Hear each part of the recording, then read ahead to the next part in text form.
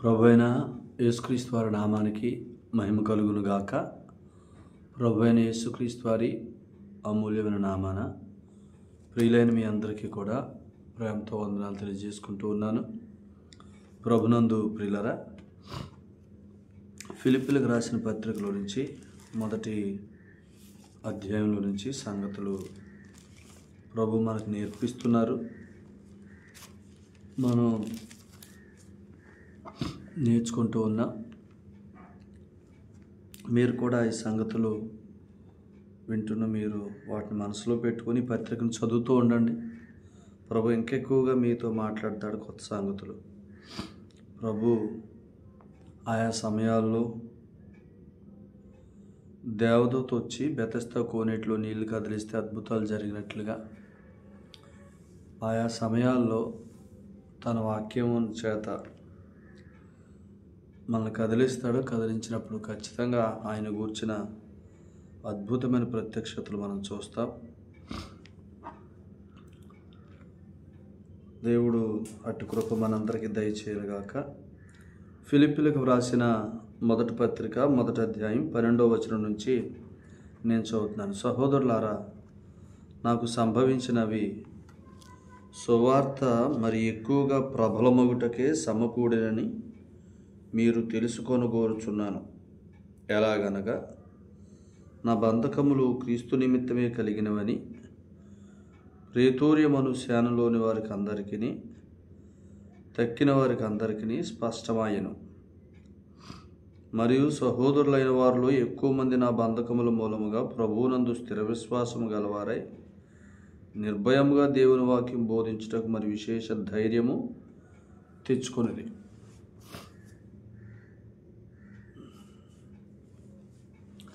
ప్రార్థన చేద్దాం. పరిశుద్ధుడు తండ్రి, ప్రేమగల మా నాయన, మీకు వందనాలు. యేసుక్రీస్తు ప్రభువులో మీరు మాకు అనుగ్రహించిన అమూల్యమైన రక్షణకై స్తోత్రాలు. రక్షించింది ఎందుకు అనంటే రక్షణ స్వాస్థ్యము అనుభవించటానికే.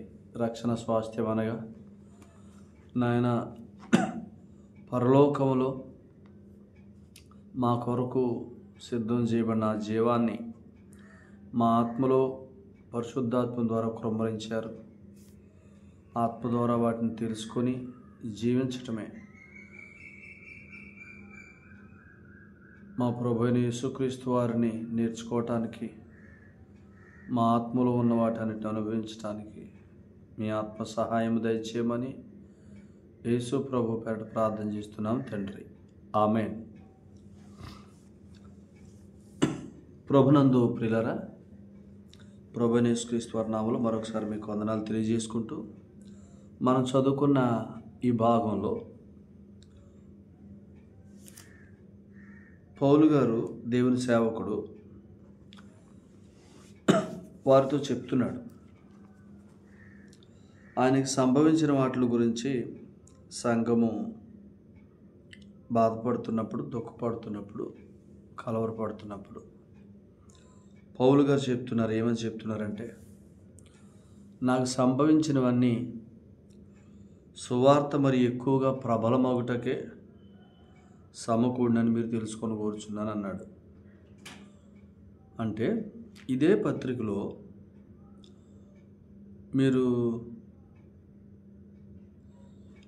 మొదటి అధ్యాయంలోనే ఈ మాట చదవండి.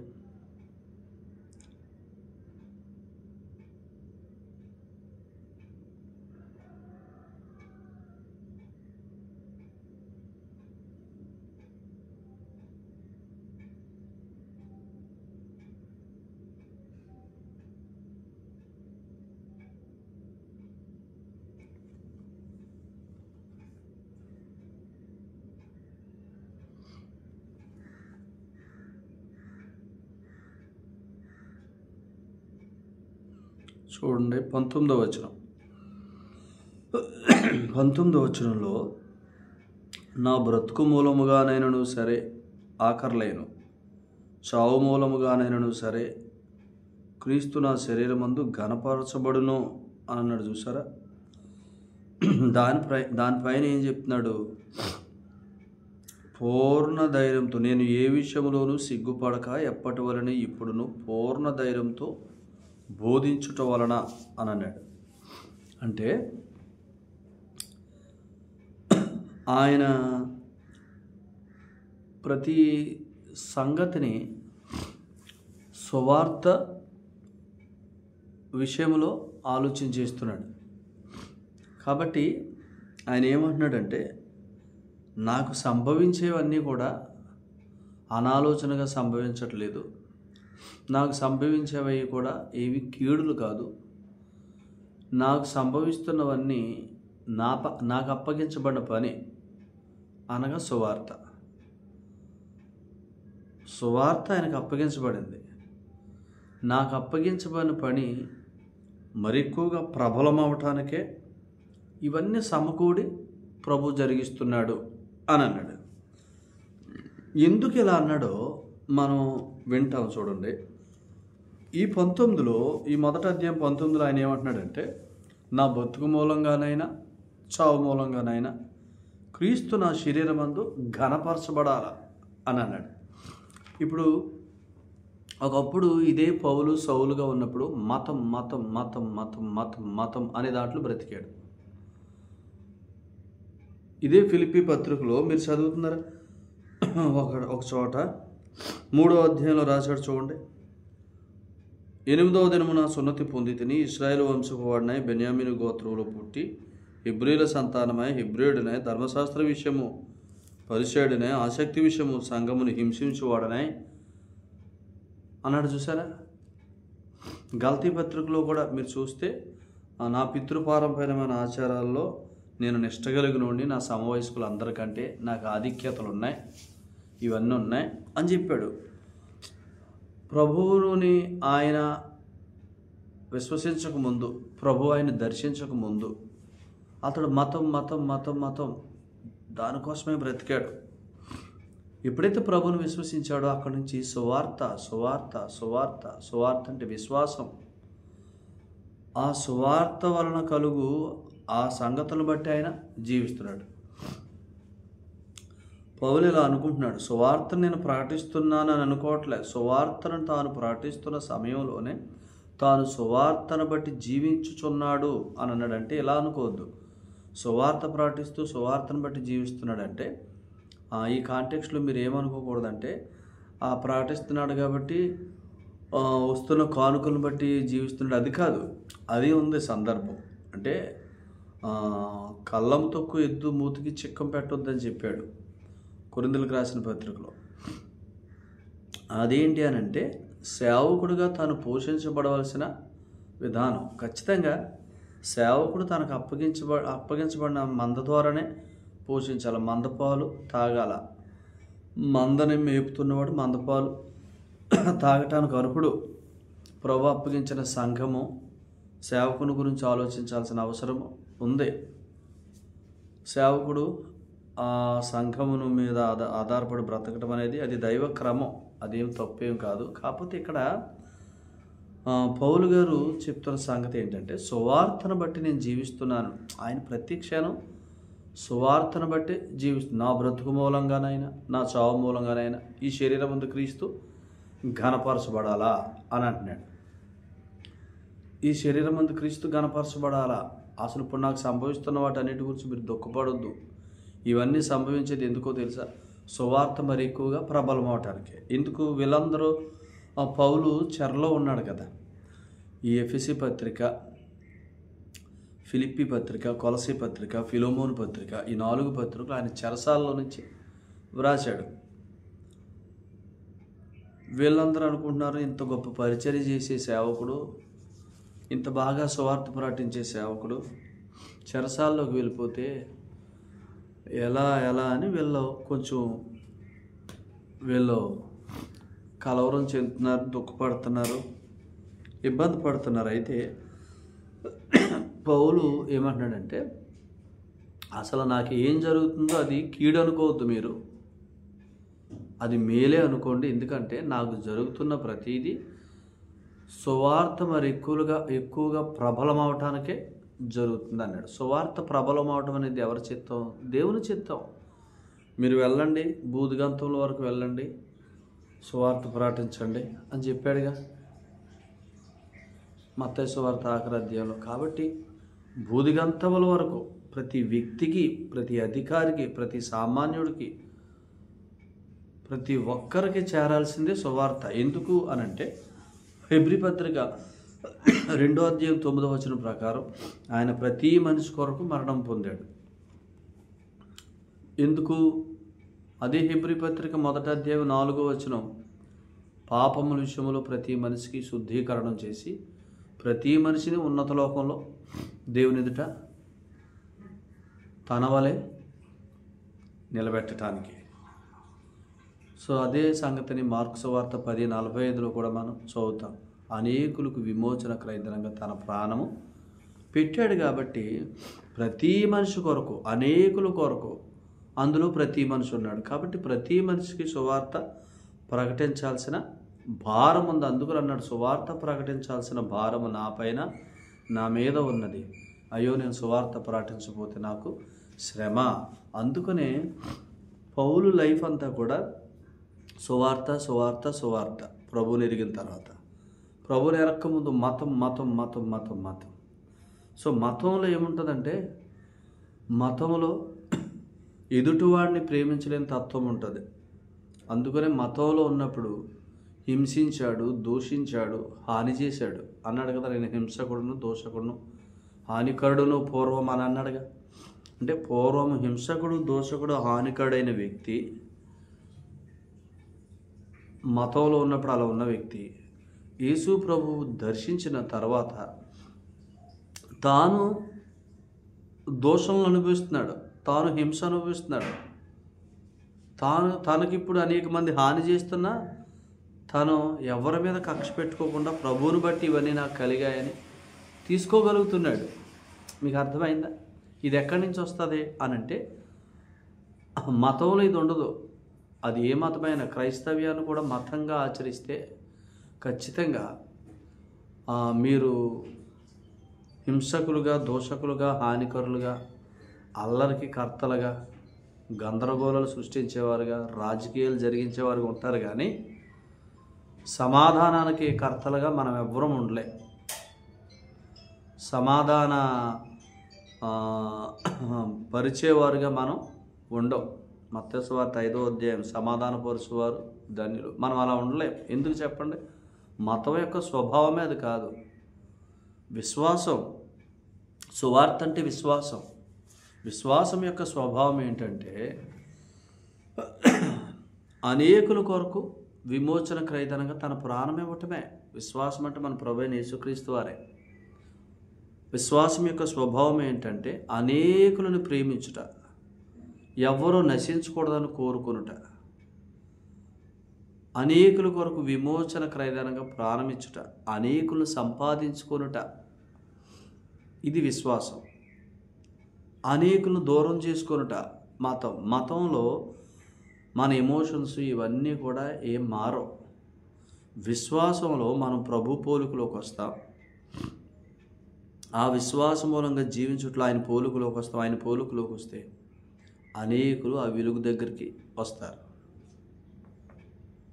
అనేకులు ఆ వెలుగు దగ్గరికి వస్తారు. అందుకనే వీళ్ళకి అర్థం కావట్లే. ఫిలిప్పులో ఉన్నవారు మొదటి దినం నుంచి ఇది వరకు కూడా పౌలుతో కలిసి సువార్త వ్యాపకులు ఉన్నారు. అయితే ఇప్పుడు పౌలు వారికి దూరంగా కైసరేలో ఉండాల్సిన పరిస్థితి వచ్చింది. అసలు పౌలు ఎందుకు చెరసాలకు వెళ్ళాడో వారు ఆలోచించలేకపోతున్నారు. సువార్తను బట్టి వెళ్ళాడు. సువార్తను బట్టి వెళ్ళాడంటే ప్రభువే తీసుకెళ్ళాడని పౌలు నమ్ముతున్నాడు. నన్ను ప్రభువే తీసుకొచ్చాడు. ఎక్కడికి? హెడ్ క్వార్టర్స్కే. కైసరుకి చెప్పుకుంటానని అన్నాడు రోమ హెడ్ క్వార్టర్స్లో. హెడ్ క్వార్టర్స్కి నన్ను ప్రభువు తీసుకొస్తున్నాడు, హెడ్ క్వార్టర్లో కూడా కార్యం జరగాల అని అనుకుని వెళ్ళాడు పౌలు. కానీ వీళ్ళందరూ ఏమనుకుంటున్నారు? పౌలు అసలు నన్ను అరెస్ట్ చేశారు, నెక్స్ట్ నాకేంటి, ఇవన్నీ ఆలోచించట్లే. అసలు నేను ఇక్కడి నుంచి నెక్స్ట్ ఎక్కడికి వెళ్తున్నాను, అక్కడ కూడా పని జరిగిపోవాలా. అది చెరసాల, లేకపోతే ఖైదా, ఇంకొకటి ఏదైనా. అసలు మనల్ని ఇక్కడి నుంచి ఇంకో చోటకు మూవ్ చేస్తున్నాడంటే ప్రభు అక్కడ పని చేయడానికే. అని ఇంకా దాని మీద అంటే సువార్త వ్యాపకం మీద ఉన్నాడు. మనకు అప్పగించబడిన పని ఏదో దాని మీదే మన మనసు పెట్టుట, అది చాలా ప్రాముఖ్యమైన సంగతి. ఆ మనసు ప్రభువే ఇస్తాడు. పౌలు పొద్దున్న లేస్తే సాయంకాలం వరకు నా బ్రతుకు మూలంగానైనా నా చావు మూలంగానైనా క్రీస్తు ఈ దేహంలో ఘనపరచబడాల. జీవిస్తున్న దినాలన్నిటిలో ఒక విశ్వాసి దేహములో క్రీస్తు ఘనపరచబడాల. బ్రతికితే ఆ బ్రతుకులో క్రీస్తు కనపడాల. చనిపోయిన ఆ దేహంలో చనిపోయిన ఈ దేహమును బట్టి ఘనపరచబడాల. బ్రతుకున్నప్పుడు ఘనపరచబడాల, మనం చనిపోయిన ఆయన ఘనపరచబడాల. కాబట్టి ఇలా ఆలోచన చేస్తే పౌలు గారు అంత సువార్త మీద మనసు కలిగినవాడు. సో అందుకని వాళ్ళతో చెప్తున్నాడు, సహోదరులారా మీరేం టెన్షన్ పడవద్దు, నాకేదో అయిపోద్ది, నేను ఎక్కడికి వెళ్ళిపోతున్నాను, ఇక నేను కనపడకుండా పోదు, ఇవన్నీ తీసేయండి. అసలు మనకేం సంభవించినా అది సువార్త ప్రబలమవుటకే అన్నాడు. ఇలా అనుకోండి, రోమపత్రిక 8:28 మేలు కలుగుటకే ఈ సమస్తము ఆయనే సమకూర్చి మన మేలు కొరకు జరిగిస్తున్నాడు. ఎందుకు? పేతురు రాసిన మొదటి పత్రిక 3:9 ప్రకారం ఆశీర్వాదమునకు వారసులం. అర్థమైందా? సంఖ్యాకాండం 23, 24, 25 అధ్యాయాల ప్రకారం బిలాము ఇశ్రాయేలును చూశాడు కొండ మీద నుంచి. శిఖరముపై నుంచి నేను చూస్తున్నాను. దేవుడు వారిని శపించలేదే, దేవుడు వారిని భయపెట్టలేదే. నేనేమని శపిస్తాను? వారు ఒంటరిగా ఉండేవారు, ఏ జనముతో కలిపి లెక్కించబడరు, వారు స్పెషల్. అందుకని వారిని ఏమన్నాడు? నిర్గమాకాండం 19 4, 5, 6 వచనాల్లో మీరు నాకు స్వకీయమైన సంపాద్యంగా ఉంటారు, పరిశుద్ధ జనంగా ఉంటారు, రాజులైన యాజక సమూహంగా ఉంటారు అని చెప్పాడు. మనం ఎవరు? మనతోటి ఇంకెవరు లెక్కించబడరు. యేసు ప్రభునందు విశ్వాసం ఉంచిన మన సంఘముతో సరిపోయిన వారు ఎవ్వరు లేరు. ఈ సంఘమును పవిత్రురాలైన కన్యక ఈవిడితో పోటీ ఎవరు లేరు. సంఘం అంటే మనమే. వారు ప్రత్యేకమైన జనం, దేవుడు తన స్వరక్తం ఇచ్చి సంపాదించుకున్న జనం. వారు ఎవరితో లెక్కింపబడరు. మనకెవ్వరూ పోటీ కాదు. మనం ఎవరితో పోటీలు పెట్టుకోకూడదు, మనం ఎవరితోటి లెక్కలు వేసుకోకూడదు. మనకెవ్వరూ పోటీ కాదు. అసలు ఎలాగంటే మనతోటి ఎవ్వరూ లెక్కల్లోకి రారు. అసలు మనం అంత స్పెషల్ మన ప్రభు దృష్టిలో. ఈ భూమి మీద ఉన్న ప్రజల్లో మనమంత స్పెషల్. అర్థమైందా? మన పక్షంగా పరలోకంలో ప్రభు ఉన్నది. ఎందుకంటే అంత స్పెషల్గా ఈ లోకంలో మనల్ని నడిపించడానికి మనం అది ఎరగాల. అందుకనే వీళ్ళందరూనేమో పౌలు వెళ్ళిపోయాడు, ఇలా అయిపోయాడు, అలా అయిపోయాడు, ఏమైపోతుంది అనుకుంటారు. యేసుప్రభు వారు కూడా నేను వెడలిపో సమయం దగ్గర పడింది అని అన్నాడు కదా. ఆయన నన్ను తండ్రి వద్దకు వెళ్ళవలసిన గడియ వచ్చినది అని ప్రభు చెప్తే యోహాను సువార్త 13లో శిష్యులందరూ కలవరపడిపోయారు. 14లో కలవరపడిపోయి ప్రభువునందు విశ్వాసం లేని వారు ఉన్నారు. అప్పుడు ప్రభు చెప్పాడు, దేవుని యందు విశ్వాసం ఉంచుతున్నారు, నా యందును విశ్వాసం ఉంచండి. అసలు మీరు నా వలే దేవుని ఎదుట నిలబడటానికి, మిమ్మల్ని నిలబెట్టడానికి నేను వచ్చాను. దేవునికి మీకు మధ్యన సమాధానాన్ని కలిగించి నా వలే దేవుని ఎదుట మిమ్మల్ని సరిపోయిన వారిగా నిలబెట్టడానికి, కుమారులుగా చేయటానికి, వారసులుగా చేయటానికి, మిమ్మల్ని సదాకాలం సంపూర్ణంగా చేయటానికి నేను వచ్చాను అని ప్రభు చెప్పినట్టుగా మనతో ఆయన అలా మాట్లాడితే ఎలా ఉంటుందో చెప్పండి. అది ఎరగాలి మనం. వారు ఆ కలవరాల్లో ఉన్నారు.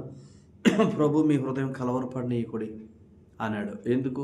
నేను వెళ్ళిపోవటం వల్ల మీకు ప్రయోజనం అన్నాడు యోహాను సువార్త 16లో. తెలియక వారు కలవరపడుతున్నారు, కానీ వెళ్ళిపోవటం వల్ల ప్రయోజనం అన్నాడు ప్రభు. ఎందుకు ప్రయోజనం అంటే 16లో ఆయన చెప్పాడు, నేను వెళ్ళిపోతే 7వ వచనం యోహాను 16:7లో నేను వెళ్ళిపోతే ఆదరణకర్త వస్తాడు, అప్పుడు మీరు సర్వసత్యంలోనికి ఆయన ద్వారా నడిపించబడతారు. ఆదరణకర్త అంటే పరిశుద్ధాత్ముడు మీలోకి వస్తాడు వాగ్దానపు ఆత్మగా. ఆయన ద్వారా మీరు మరి గొప్ప సంగతులు నేర్చుకొని సర్వసత్యంలోకి వెళ్తారు. నేనున్నప్పుడు మీరు సత్యాన్ని ఎరిగారు, అంతే. నేనున్నప్పుడు మీరు సత్యాన్ని ఎరిగారు. నేను వెళ్ళిన తర్వాత ఆదరణకర్త వస్తాడు. ఆయన వస్తే సర్వసత్యం అంటే ఏంటి? దేవదూతలు మనుష్య కుమారుడికి పైగా ఎక్కుట దిగుట, యోహాను సువార్త 1వ అధ్యాయం ఆఖరి వచనం నతనయేలుతో ప్రభు చెప్తున్నాడు. ఇది దేనిని గూర్చిన నిజ స్వరూపం అంటే, బేతేలులో యాకోబు చూసిన ఆ నిచ్చెన ఆకాశం నుండి భూమి మీదకి వేయబడి ఆ నిచ్చెన మించి దేవదూతలు ఎక్కుతూ దిగుతున్న ఆ దర్శనానికి నిజ స్వరూపం మనుష్య కుమారుడికి పైగా దేవదూతలు ఎక్కుట దిగుట. ఎందుకంటే యేసుక్రీస్తు ప్రభునందు విశ్వాసం ఉంచిన మనందరం కుమారులందరిలో ఆదరణకర్త అనగా పరిశుద్ధాత్ముడు ఉన్నాడు. మనకు ఆదరణకర్తను ఇవ్వటానికి ప్రభు పరలోకానికి వెళ్ళాడు. అందుకని నేను వెళ్ళిపోవటం వల్ల మీకు ప్రయోజనం. నతనయేలుతో చెప్పాడు, వీటికంటే ఎక్కువ చూస్తారన్నాడు. అంటే ప్రభు భూమి మీద ఉన్న అప్పుడు చేసిన సంగతుల కంటే, జరిగిన సంగతుల కంటే మరి గొప్ప సంగతులు ఇప్పుడు చేయగలం. అందుకని ఆయన ఏమనంటే వీటికంటే ఎక్కువ నేను భూమి మీద ఉన్నప్పుడు కంటే నేను భూమి మీద లేనప్పుడు ఇంకా ఎక్కువ మీరు చేస్తారు చూస్తారని చెప్పాడు. అందుకనే ఆయన భూమి మీద ఉన్నప్పుడు సత్యం అన్నమాట, సత్యాన్ని స్థాపించాడు. సువార్తను ఆయన స్థాపించాడు. కానీ ఇప్పుడు ఆయన పరలోకానికి వెళ్తే పరిశుద్ధాత్ముడు వస్తే సువార్త మూలముగా జీవించుట, సువార్తను బట్టి జీవించుట, దాన్ని విశ్వాస మూలంగా జీవించుట అనే ఆ సర్వసత్యంలోకి నడిపించే ఆ గొప్ప ఏర్పాటును తెలియజేసే పరిశుద్ధాత్ముడు మనలోకి వస్తాడనమాట. వచ్చాడు ఆయన. నమ్మిన వారందరిలో పరిశుద్ధాత్మ ఉన్నాడు వాగ్దానపు ఆత్మగా. వాగ్దానపు ఆత్మ మనలో ఆయన ఉండటం వల్ల ప్రయోజనం.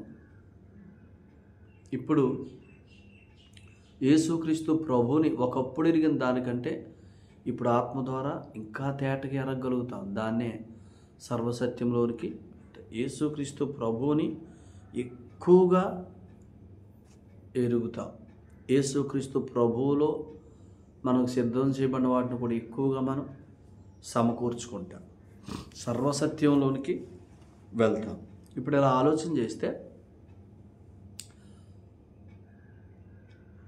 అపోస్తల కార్యాల గ్రంథం 26, 27 వచనాలు, 25, 26, 27 వచ్చిన అధ్యాయాలు. ఈ అధ్యాయంలో పౌలు ఏమన్నాడంటే ఆయన పట్టుకున్నప్పుడు నేను కైసరు ఎదుట చెప్పుకుంటానని అన్నాడు. అప్పుడు కైసరు ఎదుట చెప్పుకుంటానన్నాడు కదా, ఇతన్ని అక్కడికే పంపించేయండి అని కైసరేకు హెడ్ క్వార్టర్స్కి పంపించారు. పంపిస్తే అసలు పౌలు అయితే ఎంత ధైర్యంగా ఉన్నాడంటే, అసలు నేనంటూ కదిలించబడుతున్నానంటే ఈ జర్నీ అంతా ఊరకనే జరగట్లే. ఎవరో కొంతమంది పగబట్టారు కాబట్టి, ఎవరో కొంతమంది అధికారులు అన్ని ఏదో చేయాలనుకుంటున్నారు కాబట్టి జరగట్లా. ఈ జర్నీ అంతా ఆయన ప్రణాళికలో జరుగుతుంది. ఆయన ప్రణాళిక ప్రకారం జరిగే ఈ జర్నీలో నా డ్యూటీ ఏంటి? సువార్త ప్రకటించడమే, సువార్తను బట్టి జీవించటమే, సువార్తే జీవంగా బ్రతకటం అని అంటున్నాడు. అందుకనే నా బ్రతుకు మూలంగానైనా నా చావు మూలంగానైనా ఈ శరీరం ముందు క్రీస్తు ఘనపరచబడుతున్నాడు. మీరు టెన్షన్ పడొద్దు, మీరేమి పెట్టుకోవద్దు. అసలు ఈ సంగతులన్నీ చూసిన కొంతమంది సహోదరులు ఇంకా ఎక్కువ ధైర్యం తెచ్చుకున్నారు నన్ను చూసి. మా సేవకుడు అసలు వీటన్నిటినీ అసలు చులకనైన శ్రమగా ఎంచి కొంచెము కాలం ముందు చులకని శ్రమ అన్నాడుగా. ఈ శ్రమలన్నిటిని ఇంత చులకనగా ఎంచి ఇంత గొప్ప పరిచర్య చేయగలుగుతున్నాడు.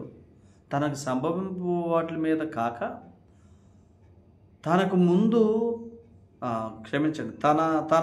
తన కళ్ళ ముందు కనబడుతున్న వాటిని బట్టి కాక, తన ముందు ప్రభు తెరవబోతున్న గొప్ప ద్వారాల గురించి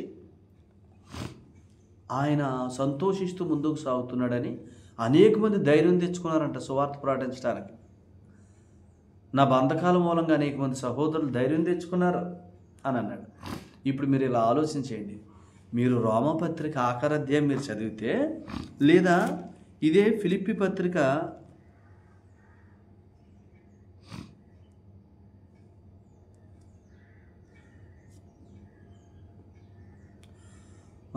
ఆఖరి అధ్యాయం 4వ అధ్యాయం మీరు 22వ వచనం చదవండి.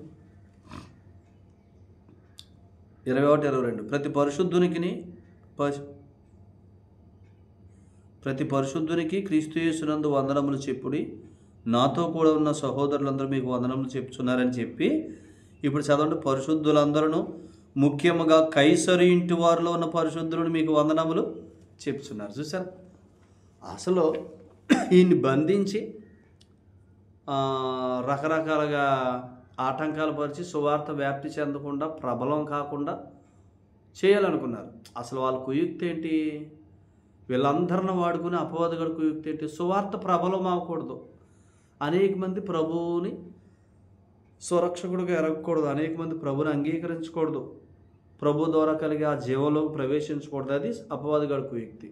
అందుకని సువార్త ప్రబలం అవ్వకుండా చేయాలనుకున్నాడు. అధికారులను వాడుకున్నాడు, మతాన్ని అధికారాన్ని వాడుకున్నాడు. కాబట్టి సంగతులను తెలిసినవాడు కాబట్టి పౌలు ఏమన్నాడంటే, అసలు ఈ మూమెంట్స్ అన్నీ నన్ను ఆయన ఎంపిక చేసుకున్నప్పటి నుంచి ఇంతవరకు జరుగుతున్న ప్రతి మూమెంటు సువార్త ప్రబలం అవడం కోసమే జరుగుతాయి, కానీ ఇంక దేనికి వరకు జరుగు. ఎందుకంటే ఆశీర్వాదానికి వారసులు మేము. ఆశీర్వాదం అంటే ఏంటి? సువార్త ఆశీర్వాదం. రోమపత్రిక 14వ అధ్యాయంలో సువార్త ఆశీర్వాదం అన్నాడు. అసలు ఆ సువార్త కొరకే, సువార్తను బట్టి జీవించడం కొరకే, సువార్తే జీవంగా జీవించడం కొరకే మేము ఉన్నాం, అదే ఆశీర్వాదం అని చెప్పి అంటాడు. అసలు దాని కొరకే పిలువబడ్డాం అని ఇంకా దాన్నే మనసులో పెట్టుకుని ఆ సువార్తను బట్టే ఉన్నాడు. అందుకనే ఈయన చూసి అనేక మంది ధైర్యం తెచ్చుకున్నారు సువార్త ప్రకటించడానికి. మాత్రమే కాదు, అధికారులు తిప్పితే వారితో అన్నాడు ఆయన, నేను కైసరు దగ్గర చెప్పుకుంటాను అన్నాడు. అయితే కైసరు దగ్గరికి పంపండి అన్నాడు. పౌలు సంతోషిస్తున్నాడు, హెడ్ క్వార్టర్స్లో సువార్త చెప్పే భాగ్యం నాకు దొరికిందని. అంత దూరం తీసుకుపోతున్నారా, హెడ్ క్వార్టర్స్కి వెళ్ళిపోతున్నాం, ఇంకా అక్కడ ఏం చేస్తారు మనకు ఏం లేదు. అసలు వీళ్ళు ఎందుకు వెళ్ళాడు ఆ పని కూడా జరిగిపోయింది.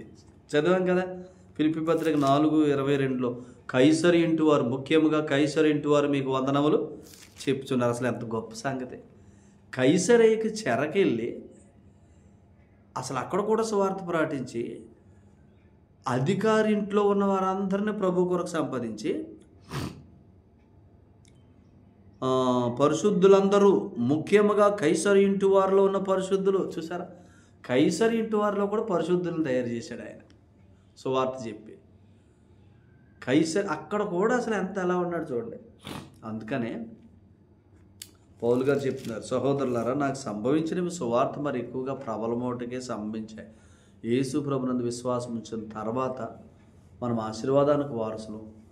అక్కడి నుంచి జర్నీలో మనకి ఏది జరిగినా అసలు ఆయన సంకల్పానుసారంగా జరుగుద్ది, కానీ వేరుగా జరగదు. మనం సువార్తను బట్టి జీవిస్తూ ఉంటే, అనగా విశ్వాసం మూలంగా జీవిస్తూ ఉంటే, అనుదినం ఆయనను గూర్చిన శుభవర్తమానాన్ని పొందుకుంటూ, యేసు ప్రభువును గూర్చిన సంగతులు నేర్చుకుంటూ, యేసు ప్రభువునందు నేనేంటో ఎరిగి యేసు ప్రభువును గూర్చి నేర్చుకుంటాం. నేను నీతిమంతుడనే మనస్సాక్షి కలిగి ఎల్లప్పుడూ ప్రభువుతో జీవిస్తూ ఉంటే, విశ్వాసం మూలంగా జీవిస్తుంటే, సువార్తను బట్టి జీవిస్తుంటే, అసలు మనకు సంభవించేవన్నీ మేలులే. ఆ అనుభవంలో మనం జీవిస్తే అంత ధైర్యంగా జీవిస్తాము. అప్పుడు మనం వెళ్ళింది చెరసాలైనా అది మనకు అప్పగించబడుతుంది. చెరసాలైనా మనకు అప్పగించబడుతుంది. ఏసేపు చెరసాలకు వెళ్ళాడు, చెరసాల అప్పగించబడలేదు ఏసేపుకి. చెరసాలలో కూడా ఏసేపు సూపర్వైజర్ అయిపోయాడు. అలాగే విశ్వాస మూలంగా మనం జీవిస్తే, ఎల్లప్పుడూ మంచి మనస్సాక్షి కలిగి విశ్వాస మూలంగా జీవిస్తే, మనం ఎక్కడికి వెళ్ళినా అక్కడ మనకు అప్పగించబడతాయి. పరిస్థితులు మన పాదాల కిందకు వస్తాయి, సమస్త మన పాదాల కిందకు వస్తాయి. కాబట్టి సమస్తం మేలు కొరకే అనే దాంట్లో పౌలు తన పని విషయంలో ఎలా ఆలోచన చేశాడు చూడండి. కాబట్టి మనకు అప్పగించబడిన పని విషయంలో పనివారమైన మనం నమ్మకమైన పనివారం ఉందా? ముఖ్యంగా సువార్త ప్రకటిస్తున్న అనేక మంది సేవకులు, యేసు ప్రభునందు విశ్వాసం ఉంచిన ప్రజలు, వారు సంపూర్ణులని, అనగా సదాకాలానికి నీతివంతులని, కాబట్టే సదాకాలానికి పరిశుద్ధాత్మని చేత ముద్రించబడ్డారని సంగతి మీరు ఎరగండి. మీకు అప్పగించబడిన మందకు కూడా, విశ్వసించిన వారు కూడా ఆ సంగతి చెప్పండి. అది ఆ నిశ్చేత వారి హృదయాల్లో ఆ రక్షణ నిశ్చేత కలుగునట్లుగా చేయండి. వారిని మీరు గలిబిలి పెట్టవద్దు. నమ్ముకున్న తర్వాత నువ్వు నిజంగా దేవుని కుమారుడువేనా, ఇలాంటి మాటలు మాట్లాడొద్దు. ఇది మన బోధ కాదు, ఏదైనా మనంలో సాతానుగాడి బోధ. అది మనం చెయ్యొద్దు.